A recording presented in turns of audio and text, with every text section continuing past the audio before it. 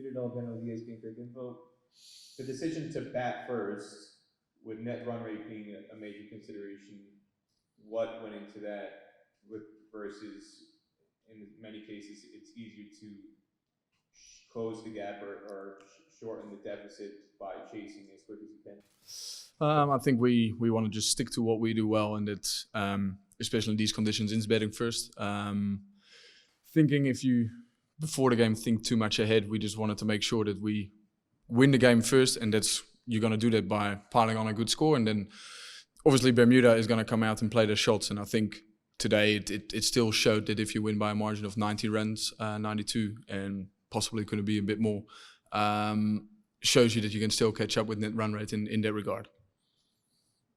In terms of the conditions playing in the stadium today, did you feel that there was any sort of protection from the heat, or is it just as bad as it was at the academy? No, it's possibly a little bit cooler because there's a little bit of shade and there's more room to sort of get away from the sunshine.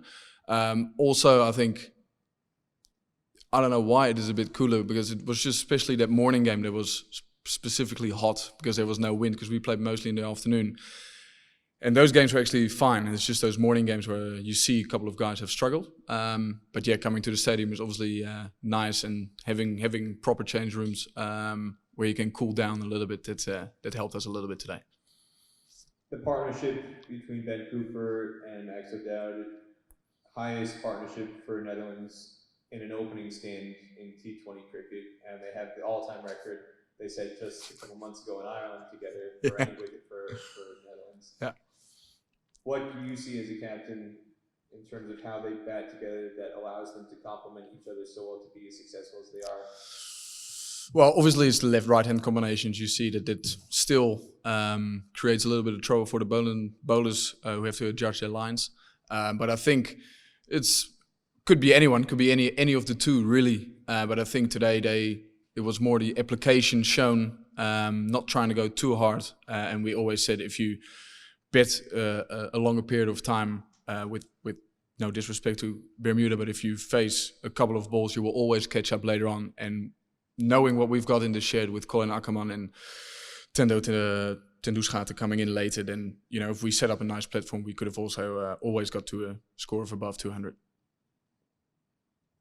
Hi Peter, good to see you. Hi Tim. Tim Cutler from Emerging Cricket. Today you dropped a batter, brought in a bowler, and tomorrow you play Scotland, and you've had a tale of two cities. You guys have had a fairly, not disjointed, but it's taken a long time for you to get your best squad together, and Scotland have been a lot more stable but seem to be not as together on the field. How are you going to beat them tomorrow? Well, obviously first we're going to go home. We're going to do our analysis again. Obviously we've played Scotland quite a bit in recent times, but I think these conditions will change possibly our lineup, but I'm not quite sure what we'll do. But how we're going to beat them is the way we have been playing our cricket here. Is obviously we today got off to a good start with the bat, which we haven't had in this tournament. And I think that's going to be crucial. If you get through that power play nicely with a good score on the board, but still have wickets at hand, sort of to the back end of your innings, that's where you can really cash in. And I think especially in the wickets here at the stadium, coming on a little bit better allows you to go a little bit more free, sort of from the 10th to 12 over onwards. But also Scotland, obviously a very good team. We've seen the way they've played here now at the stadium. That also shows their capabilities of destroying any attack. But tomorrow is going to be a one-off game. But yeah, how we're going to defeat them, we'll have to see about that. It's been a bit of a slow start, I guess, from you guys looking at Oman and working through that. I'm sure you and Cambo were tearing your hair out. What did you both have to say to the team after this performance today? I know it was only briefly before you had presentations and what are the messages coming through from both you and the coach to the squad? Well, I think today was just more about just making sure you get the win first, and then later you worry about what happens in the tournament. I think PNG still have got a game left, and with the way this tournament has gone, it doesn't really matter for us what happens tomorrow, because we've got the later game.